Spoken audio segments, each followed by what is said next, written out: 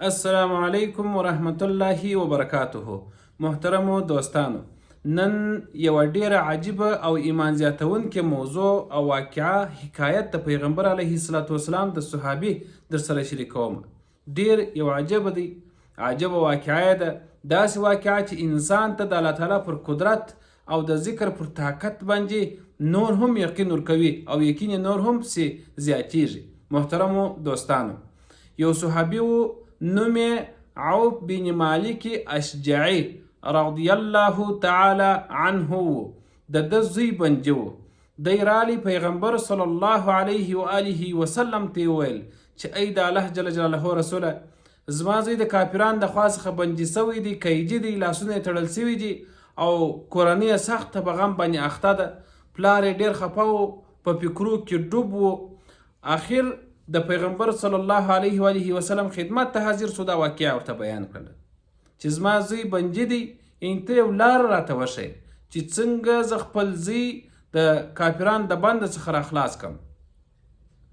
نو رسول اکرم صلی الله علیه و آله وسلم هغه ته وفرمایل چې له الله جل جلاله څخه وبېرېږه، صبر وکړه او ډېر لا حول ولا قوة الا بالله وایه. ګوره، د الله تعالی جل جلاله څخه بیره په زړه کې دا د الله تعالی جل جلاله د خوښې عمل دی. کله چې یو انسان د الله تعالی څخه ډیر زیات بیریږي، دا کس الله تعالی جل جلاله ته نږدې شخص دی. دا یو چې د الله تعالی جل جلاله څخه بیریږي. او بل صبر وکړه. الله تعالی قرآن کریم کې وایي تاسو صبر وکړئ ځکه زه د صابرونو مل یم. او لا حول ولا قوة الا بالله دا ډیر وایه. لا حول ولا قوة د اصلي موضوع هم پر لا حول ولا قوة الا بالله باندې ده نن.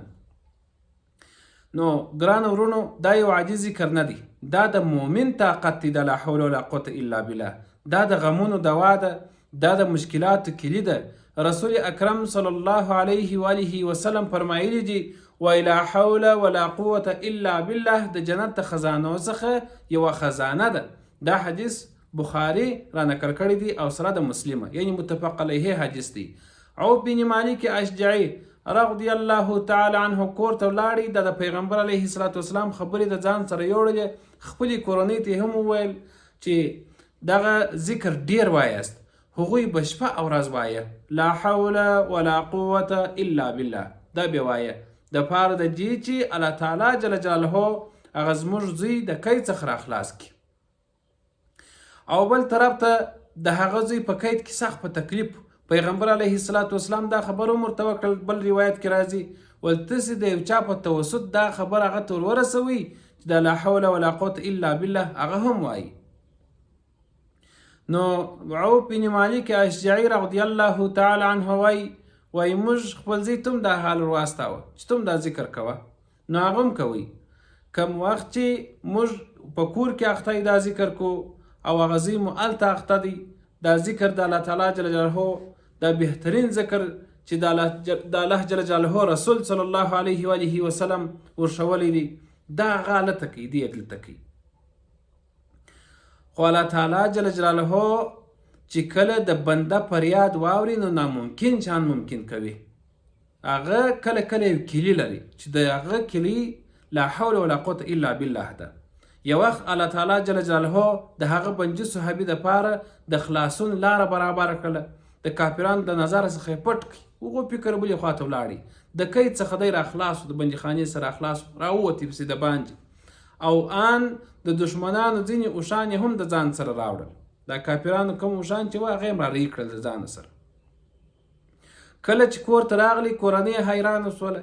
پلار یې ډېر خوشحاله شو او فکر یې هم نه کاوه چې زما زوی اجرا شي، ځکه هغه ډېر سخت بندي و، ډېر سخت مجرم و د کافرانو په فکر باندې. او پوه شول چې الله تعالی جل جلاله د ذکر او صبر برکت مرسته را سره وکړل. کم ذکر چې پیغمبر علیه السلام راښولی و چې هغه لا حول ولا قوة الا بالله و، دا ذکر ډېر مفید ذکر و. د دې واقعې په اړه الله تعالی جل جلاله دا عظیم آیات هم نازل کړي. ومن یتق الله یجعل له مخرجا ويرزق من حيث لا يحتسب.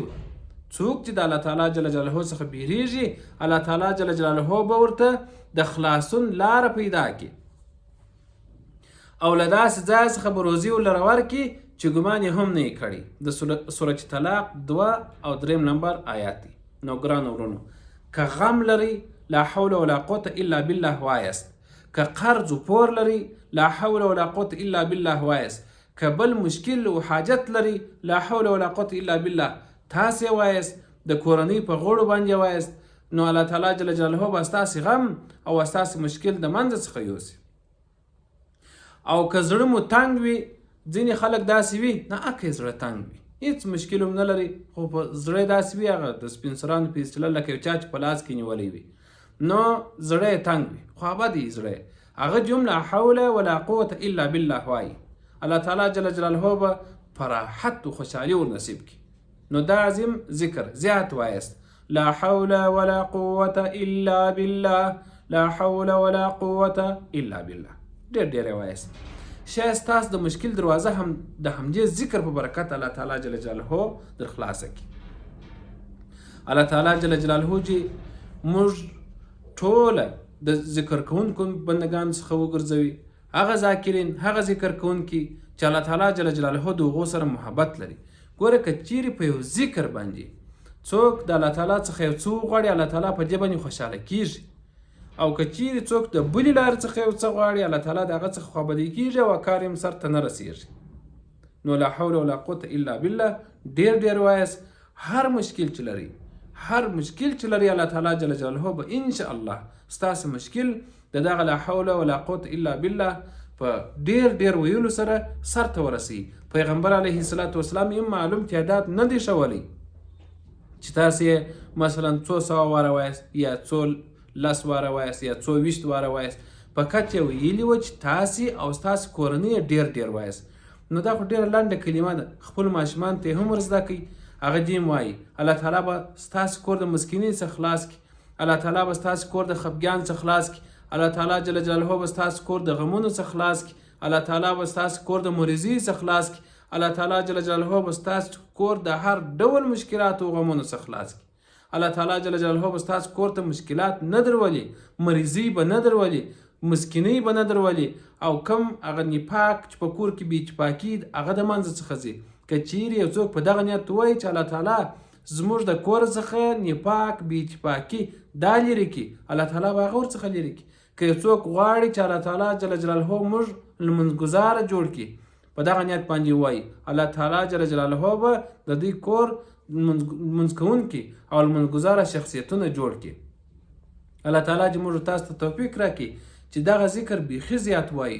د دې دومره زیاتې فایدې احادیثو راخیستې چې تاسو د خپلو مسجد د امامانو څخه پوښتنه وکړئ.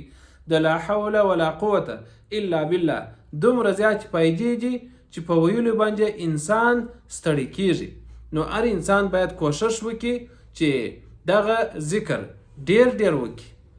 هر څومره ډېر چې وایست، الله تعالی جل جلاله تاسې د مشکلات څخه خلاصوي. یعنی که چیرې یو انسان هر کار پر ځان باندې ودروي چې زه یوازې او یوازې دغه ذکر کوم، هم به الله تعالی جل جلاله کامیابي ور نصیب کړي. نو کم از کم د المنځه څخه وروسته یې 100 ځله حتما ووایست لا حول ولا قوة الا بالله. الله تعالی دې موږ تاسو ټول ته توفیق راکړي چې دغه ویډیو تر نورو ملګرو پورې شیر کو ورسو د ثواب خاطر باندې. الله تعالی جل جلاله دې موږ او تاسو ټول په جنت کې سره یو ځای کړي. السلام علیکم ورحمة الله وبرکاته.